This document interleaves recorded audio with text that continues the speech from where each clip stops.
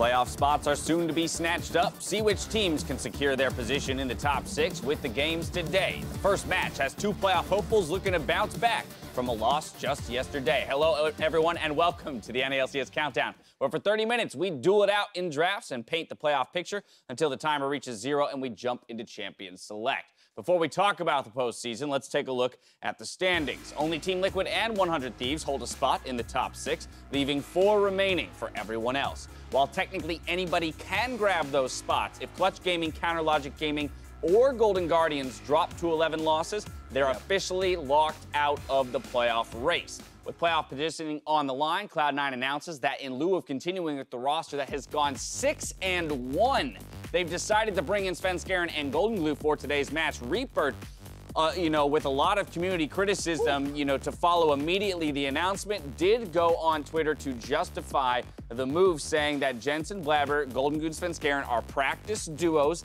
that cover for each other's weaknesses, and very specifically, they wanted to play this duo against Team Liquid because they feel they have a better chance of winning with these two. Jad, what are you thinking about this move? So I understand that people that have full faith in Reaper can buy that reasoning. And I also think Golden Glue deserves a starting spot, as does Svenskeren. But I also completely disagree with Reaper doing this because they are on a 5-game winning streak. They were 1-5 with roster swaps. They found something stable. They've won a bunch of games thanks to their mid-jungle synergy. Jensen hasn't died for 3 games. C9's looking like one of the best teams. They're not even in playoffs yet. They have a 1-game lead over the team in 7th. Every single win matters. You do not mess with the team that is winning. You don't do that in sports. So I am very upset that they are doing this change. Even if it works, they can win, and I would still say the move is wrong. Because if they win with this roster, that means they could have won with Jensen and Blabber as well. Mark, where do you land on all this? I'm not quite on the Jad extreme. I'm not happy about the move either, but I can potentially see what he's hinting at here with Reaper, because we had touched on it on some of the post-game segments where it's like, yeah, Blabber looks really good, but he's only playing these kind of aggressive jungle champions. And if you're on red side and you're trying to go for a more counter-pick focused lane, you saw Golden Glue playing the Fizz Nikali in Academy, and you probably want to tank your jungler to support that mid lane pick, which means it's probably hard to get that with Blabber and his playstyle, and so you swap to Sven and Golden Glue on red side to counter-pick Team Liquid. I can see that working, but I'm with Jat here, where I'd still prefer to stick with what's gotten you back into the playoff hunt when you were so far out of it. Some thoughts from the analyst. Pobelter himself seems to support that when he was asked about differences in C9's players, he has had a harder time against Sven and Golden Glue. I guess the difference between the two is I think Golden Glue, Sven is more like stable, and I think Sven has a lot more experience, so I think he's just like a lot smarter in how he plays, and Blabber Jensen is more like reckless, I guess, and then they just go for kind of risky plays. Actually, I find it harder to play against Golden Glue and Sven, but I think they're both like pretty similar. 200 IQ Pobelter, trying to get C9 to mix up their winning formula and tell them that scrims are what matters on somebody stage. overheard. Why does that help Team Liquid? Well, because they're playing against them. If they, it's a regular season game, and they're already clinched for playoffs. They want first place, dude. Here's what I'm thinking. The Ultra Mind game is coming through. They've swapped out the jungle mid duo so that Kindred and Zillion will be left up. and then Sven and Golden Glue are just still going to play Kindred and Zillion, and it's going to catch Team That would be a tip of the cap. Yeah, right? Then you're a fan of the move. I thank Reaper for giving people even more stakes in this game. Because now no matter what happens, you're going to be trying to slam them for doing it or defend them because it worked out. It's very true. It's either way, success or defeat. It's going to be a topic of discussion. Moving right along, though, I do want to talk about the other 3 teams that are in the race for playoff spots. Cloud9 being one of them, but FlyQuest, Optic, and TSM. Let's talk about these squads. Well, for me, even though there's 4 teams, 3 spots that we're kind of looking at, with the strength of schedule that FlyQuest has ahead of them, I'm pretty much willing to stick them into one of those playoff spots. They have 2 of the easiest opponents left, 2 of the last place teams, and then they close it out with Cloud9, who's very strong. But even if they pick up those 2 wins, that should give them enough victories to qualify for playoffs. So I'm willing to bet my pride on the fact that FlyQuest is almost a shoo-in. You're considering them in basically considering them in, barring a massive upset by one of the other teams. I think they will probably make it, but I'm not going to bet Mark's pride I will on bet it. everyone. You wouldn't even Everyone bet in the Mark's pride LCS on on it. I bet Mark's I mean, have pride you been on it. watching I don't know how the much same that's worth. NALCS this split? Like a 5-10 team versus 7-9 team. Like that's not a sure thing at Right. all. That's like a 60-40. In those All right, games. well, okay, but if we take what Mark says to be true, that suggests that there are only 3 teams then fighting for the final 2 spots. We already touched on Cloud9, so let's talk about those final 2, both TSM and Optic. Yeah, I think TSM Optic is a game that's still yet to be played, so that's going to be able to decide a lot. But TSM, I think, has one of the hardest schedules, as well as Optic having an incredibly hard schedule. Aside from the game they play against each other, they're playing teams right at the top of the standings. So both of these teams, in a sense, kind of need to pick up one of those clutch wins, because if they do, then the game against each other matters a lot less. Yeah, and that's why I think it even is more in FlyQuest's favor, just because those 2 teams who are battling for the same spot still need to play each other for it, and that's going to be a tough road for them. A narrowing playoff picture, only so much time to make moves in the standings. Let's check out what challenges those teams will face in our schedule, presented by Jersey Mike Subs. First up, Optic Gaming look to take down Echo Fox, followed by Golden Guardians aiming to defeat Clutch Gaming, with Freak, Deftly, and Contracts bringing you Game 4 from the NALCS Lounge on Riot Games 2 later in the day. If you're in need of a Hextech chest and a sandwich, then head over to jerseymikes.com, where using the promo code JMNALCS gets you a minimum of both of those 2 things and the added chance of winning an all-expenses VIP trip to the summer finals. Now, looking at the matchup in just 22 minutes, I want to get thoughts, or the coach's thoughts, on bouncing back from a loss in the face of playoffs. The team is always confident going into every game. You just have to remind everyone to trust our scrim results, because even though something might not work on stage, it definitely worked in scrims. So you still have to have that confidence, even though something might have not panned out the way that you thought it would, just to really trust yourself and just keep in mind that obviously you're still top players. Losing 1 game isn't everything. The Optic matchup is actually going to be pretty good, because I think that Power of Evil has been playing really well lately, and top lane matchup is probably going to be pretty volatile. So I do expect most of the action to be around mid and top, and our bot lane's probably going to do really well.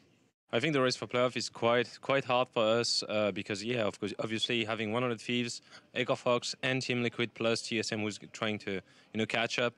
They're there in a do-or-die situation, just as we are. So I think it's pretty hard. It's pretty rough to go over these teams, but it's not like they are not unbeatable. Most of the teams manage to pull a victory against them, so there is a chance for that. A bit of confidence coming out of ThinkCard, saying that, hey, a loss every once in a while does not degrade the value of the players or the status of these top-tier players. On the side of Zabatine, a little bit more tempered in his approach, but saying it's very much doable for this squad when it comes to making it to playoffs. And you can be a lot more confident as ThinkCard when you have 2 more wins with 3 games to go than the other team that's talking. So without a doubt, it would be quite a collapse if Echo Fox failed to make playoffs. Ahead of that matchup, though, I want to get some win conditions up on the board. Mark, starting with you, you've got Optic Gaming. Yep, red side in this matchup, so I'm going with counter the top lane pick that they can go for. That's something Dokka's been doing for quite a while now, and then bait the kind of first half Huni you were seeing with really aggressive trading early on and try and get that snowball working. He has been susceptible to getting pulled into fights that he shouldn't be taking, and if you can get Dokka ahead, I think that's one of the best ways for Optic to win. A lot of focus around the top lane and that split push pressure. What's the response for Echo Fox? One thing that they've done a lot of that I don't think they should do is picking Huni on a tank. So I'd say keep him off a tank, and then you can get a bit of a power pick or a counter pick mid. So as blue side, even though red side is the counter pick, if you just save both your solo lanes for the second half of the draft, you get to counterpick one of those 2 lanes. And I think Echo Fox should absolutely look to do that. All right, well, that match is coming up in just about 20 minutes. But for Game 3, TSM face off against 100 Thieves. And in a battle between 2 teams who favor slower games, I'm asking Jat and Mark to play coach and challenge one another in a dueling draft. So we're going to get our fancy new tool up onto the screen here. These guys have done their prep. That's why you see these sheets in their hands. We've pre-populated the first phase of bans, so they submitted these. Yep. We're going to roll it out from here. So basically, I tried to simulate what 100 Thieves was doing for the most part with their bans, and they went for pretty much a constant Aatrox, Rakan, and Nocturne. Jap picked up my Nocturne. Wasn't quite sure what I should go with, so I got rid of Bjergsen's, what looks like his best champion for a little while. Yeah, Alrighty. this was tricky. I mainly just tried to get rid of Ryu's roamers, since that's actually what I feel like they can be most successful on. His champion pool has been relatively shallow, and also with Zoe ban, that drops it even more.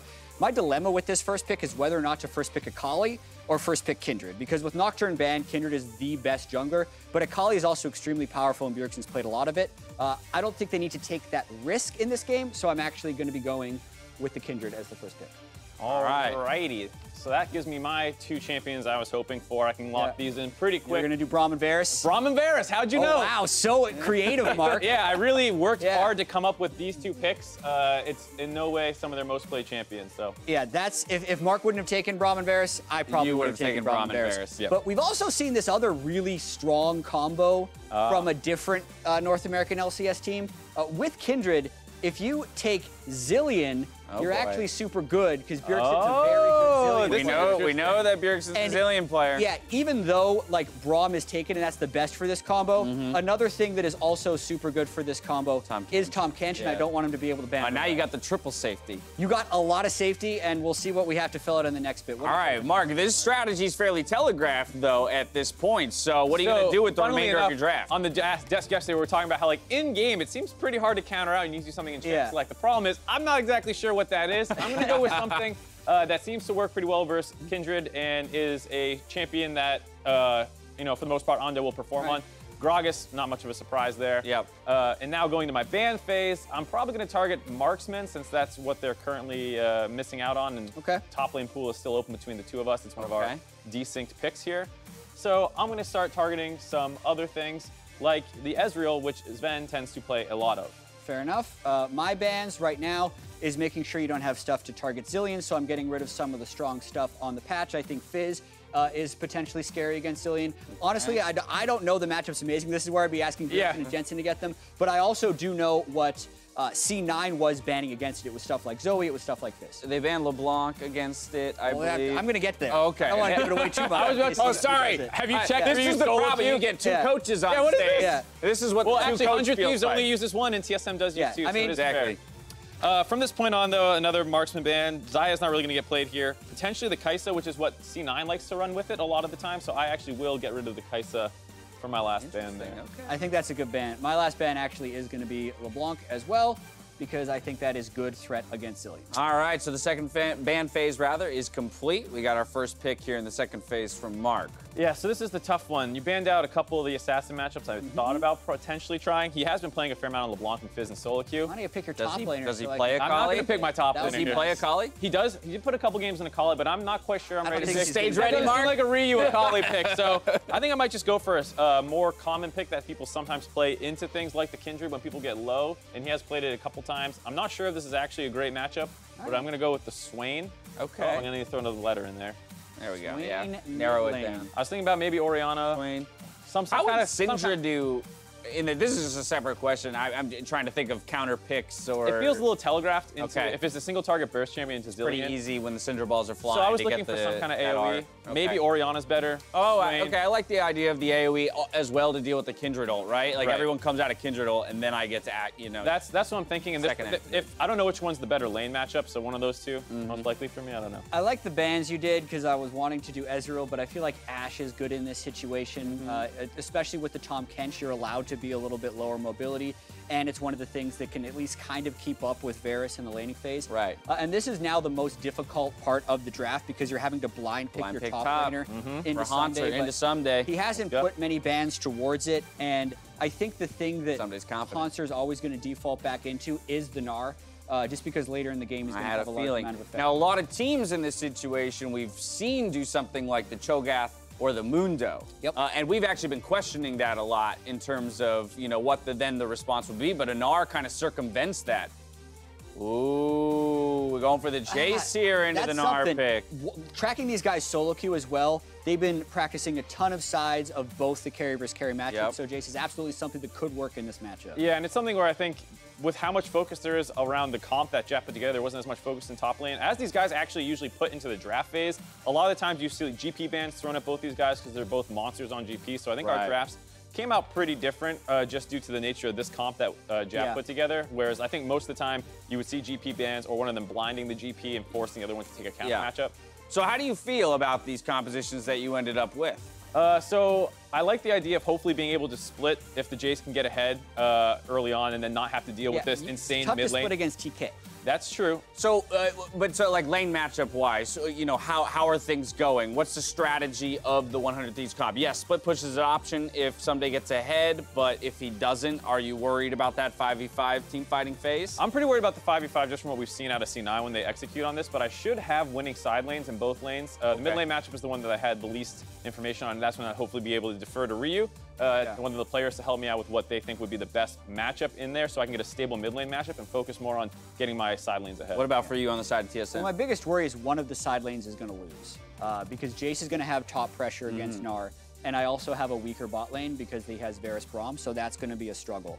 It basically means that Grig has a very, very hard game as the Kindred, but he's probably camping mid anyway. I was going to say, because that's what we've seen Cloud9 do is go mid, so you're Part saying of my draft goals was stack the actually lanes. strong bottom side, but then I said, but if I can get the Cloud9 combo, since I think C9 should be able to play with it, I'm going to do that. So I did that anyway, and that sacrificed. You nervous, Mark? You dropping stuff on stage. No, I just don't need anything anymore. I won the draft. There it is, won the draft. Mark thinks he won the draft. We'll see how much those team comps resemble what we see in Game 3, but for now, we're going to step away. When we return, the Wheel of Misfortune gets another spin, and we get the audience to help us with another Jat Stats. That and a bit more after this.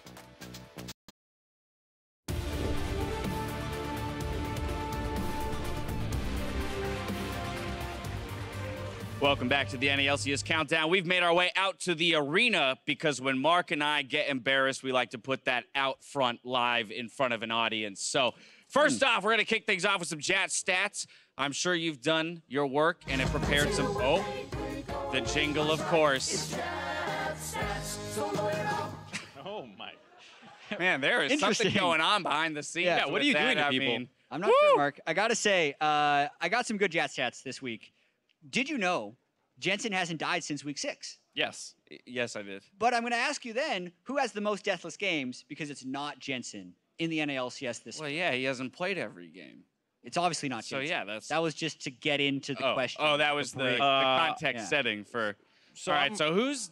I'm going to go with the KDA King, definitely. Definitely, right? Yeah. That feels like an easy... But, I mean... He's got to have like if you're gonna lose, but if you're a losing record, you die once in that that's loss, potentially right? true. You got to die once. Another good option would be Someday. He has the highest KDA of top laners. Right, a fully and they're deathless winning. game suggests that you can't have that bad of a losing record. Do you want to split this one? This player has 7 I mean, deathless games. I would go with Someday if you want to go with definitely the KDA. I'll stick with definitely. Okay, I'll go with I'm probably wrong Someday, here. the KDA leading. Yes, definitely. Of course. Yeah, of course it's definitely. Mark Whenever gets we it. split. Whenever Mark has a good idea, Dash of doesn't course. have a good idea. Whenever Mark has a bad idea, Dash listens to the bad idea. Yes, yeah. That's usually how it goes. Next question actually has to do with gold share. So we all know Power People has the highest gold share, but that includes funnel games. So in non-funnel games, which player has the highest gold share in the NALCS? Non-funnel game. Is this also saying that PoE no longer has the highest? I mean, he might have both. That's what I was about to ask. It's one of those I think it might be a trick one.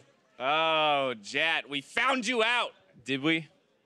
I don't know, because it's another one of Mark's ideas, and if I This go is one of along my with bad it, you ideas. know 100% I'm saying be wrong. PoE again. You're gonna say PoE, Even in non-funnel games. I'm gonna go with. Oh wait, dude, does Smite mid games count as funnel games? I need Stats to check on that, actually. Oh, thanks for having your stats well prepared. Because I just used the filter. Right? These are your stats, Jat. You're supposed to If I ask a question, you should know, because I might be Mickey. Okay, it's not PoE. Change your guess. It's Okay, not Mickey PoE. with gold funnel Smite. Woo! Okay, With the Talon, a couple Smite. Talon games, like jacked up his gold share. Okay, That's a pretty good guess. Okay. Sure, why not? I like your clarification, but it's actually Stixay. Oh, Players. Yeah, you wouldn't expect it to be Stixay, but you think, they did one funnel game with Huhi, but Stixay with Biofrost apparently gets a lot of farm, and unfortunately hasn't been able to get it to victory. No one else is getting farmed too, I Final guess. question. We asked the audience on this one. It was a multiple choice, so a lot of you guys out there got to say it. Just which player in the NALCS has the highest damage per minute, 3 games minimum to qualify? Game minimum. All right, so before we answer, we're going to take a look at what some of the audience members here today had to say. So I think the highest damage per minute probably belongs to Huni because he's a top laner. He's usually also the one that's either hard inting or hard carrying. So I'm going with that one. Maybe Lost, just because he's so new to the split, so he has like less time to bring that lower. Lost. Absolutely lost. I'm gonna go with Golden Glue, locking it in. I think Huni has the highest damage per minute. Huni. I think Power of Evil because he's been hard carrying Optic so much this year, and he's had some huge pop-off games on Talon. I'm probably gonna have to say Golden Glue here. I really think that Huni does, not just because like he's on a pretty good team. I just think he's really cool. He's a really cool guy. Great answer. All right, Those are so some good the multiple answers. choice for that is Huni, Golden Glue, Power of Evil, and Lost. So I here's don't think it's Huni. my difficulty with this is that whenever I sort, I usually use 5-game minimum. So not 3-game yeah, minimum. So it's a different Right, so number. there's somebody who's played 4 games. Yeah, I that's don't now know. flying under your radar. I don't think it's Huni. Can we agree on that? Yeah, I don't think it's Huni. Okay. I would go PoE because I think that's what I saw when I was doing 5-game minimum like a week or 2 ago. I think But that's I a don't solid remember seeing. answer. I don't think Golden Glue played 5 games, so I would never have seen his numbers. Right, but that's why I want to go with Golden Glue, I think. All right, lock one in. I'm going to go Golden Glue. PoE. It's Huni. Whoa! Everyone says Huni's been underperforming, but he's been doing the damages. The Gnar is game this was like an 800 possible? DPM. His Rumble games are around 700 or 800 DPM. Right, and then he just got smashed as but he always Mundo. hits you Like, while he's dying I guess that's true. for a lot of damage. He's That's always true. in It action. doesn't have to be good damage to be damage. Yeah. It can just be death Highest DPM damage. in the league as a top lane. Oh, I got my one goodness. Yeah, good job, Yeah, Mark. Mark take got it. one right. All right, well, moving on. Next up, conversations around MVP. Of course, we've only got 3 games left in the split for each team, and so this conversation is heating up. We threw up some potential MVP candidates onto the Wheel of Misfortune. We're going to spin this, and you guys are going to have to make the case for why they should be this summer's MVP. Ja, let's start with you. All right, I've gotten really good at this spinning thing that Mark hasn't gotten good at. Look at how in Oh, you were so good there, When Jad. you're on that side that it spins, it's suddenly easier. All right, Licorice. C9's Licorice. The only guy to not get subbed out on the team. Yeah, so MVP. this one I think a lot of people wouldn't even consider, but if you look at the numbers, he's right there. So many people say, oh, Someday is the best player in the league. Oh, Someday is the MVP candidate. Licorice has better gold break points than Someday at almost every stage of the game. The team has been under more roster changes, and they're only about 2 wins back in the win column. So if they continue to win out, there's a chance they could actually finish higher than them. The fact that you say, what would happen if Impact was on this team in C9? You think they would be worse. That means Licorice is actually putting in a monster effort. So that's my case for Licorice of MVP. The team has been in total turmoil. He's the best top lane numbers in the league, arguably, and that's why. It's a solid one. That's a solid case. It still requires them to finish strong here in They these have to last finish. 3 They have to games. 3-0. So they have to beat TL. They have to beat 100 Thieves. Got it. All right, Mark, you're up. Spin the wheel. I installed a button. Doesn't work. No, it does. Yeah, Just a it little works. delay. It's a little There you go. delay. I didn't want to Faulty wiring. Yeah. He didn't have much time to install it today. There we go. Here we go. And Afro move for 100 Thieves. So a lot of people would immediately think Someday when they think 100 Right. Thieves MVP. You have to make the case for the support. Well, it's going to go back to the fact that he was the MVP last split. The team is back in 2nd place again, and a lot of it comes down to his playmaking still in a lot of these games. If you look at his Rakan, he's got 5 Rakan games popping off in every single one of them, and they're continuing to stomp in those games. So I think that's a big part of it. The late game shot calling is still something that they've been able to squeak out, and as much as you can say Someday has improved in lane compared to last split, and he's making some more individual plays, the crux of how this team wins is still Afromu and his amazing shot calling, and with a little bit of time left to squeak out, they could get 1st place in the regular season again, which is exactly what happened to helping secure his 1st one. They could very much do that. Guess what? We got time for one more. So, Mark, hit that button again. I'm hitting the button again? Yeah. Oh, double button. I don't know who's going I to guess argue for this. Yeah, I just 'cause needed, Jack- I needed Jack's the wheel. my, I needed the wheel to spin again, so I figured the button was the easier ask. Double lift. Double lift. All right, TL's double lift. They're the #1 team right now. Who wants to take it? You press the button. How many times can Double Lift be on the #1 team and not be considered MVP? He's got the best 80 carry numbers from the split. He's So your a leader argument on is this why team. not? He's a spring split champion. So I think there's definitely going to It's be about time. It's about that's what a lot of voters I think are actually going to be voting off of Yeah. if they finish 1st place. If they don't lose another game the rest of the split and 14-4 with a bunch of parity with Double Lift, as soon as the 80 carry meta comes back, him just winning and going undefeated, I think he would be a shoo-in. 1st place team has the by far primary carry on it. It's kind of hard to argue against that. All right, I hear it. Lastly, we got to take a look at your guys' predictions for the day. So let's get those up onto the screen. Are there any differences? Yeah, we got one. Mark's going TSM for 100 TSM. Thieves. You always predict TSM. I know. Well, so this is, funnily enough, you guys actually had to draft in the dueling draft segment for the teams Yeah. that you thought would lose this matchup. Why are you going for TSM, though? Blue side, baby. Blue side advantage, tough. they got it? Yeah, I think what you saw there, like, there were so many options for Jat in that draft. He could have gone with the Kali first pick, which Bjergsen has put a fair amount of games on in solo queue. He went with this comp that we've seen C9 running that no one has found a counter to yet. He could have grabbed a million other things depending on what he did with the bans and could have forced me to ban Nocturne. He gets Zoe. They can play Syndra into the Zoe if they want to. And I think just with how much blue side controls the draft, and TSM starting to look a little bit better. Draft advantage for TSM. There was that stat that I picked TSM 12 times in a row at one point in this season, so could just be a little bit of favoritism. I think Hunter Thieves is one of the teams that can do better on red side as far as counter-picking the top lane. I do think blue side is advantaged in draft, but specifically the way Hunter Thieves plays the mid game and usually wins from that point, and the fact that TSM also hasn't blown people up, just makes me think it's going to get to 25 minutes, be even, and then Hunter Thieves is going to win. All right, we got to wait till game 3, though, to figure out which one of you is right. Up first, we got Echo Fox versus Optic Gaming. Time for us to toss it up to the casters to get us into game. Thank you very much, Dash. It's a pleasure to be here. My name is Clayton Captain Flowers Reigns. I am joined by Isaac Azael Cummings Bentley, and we are here to bring you Echo Fox versus Optic, plus some other stuff later on, but this first one should be pretty exciting. I can confirm that everything you said is true. Hey.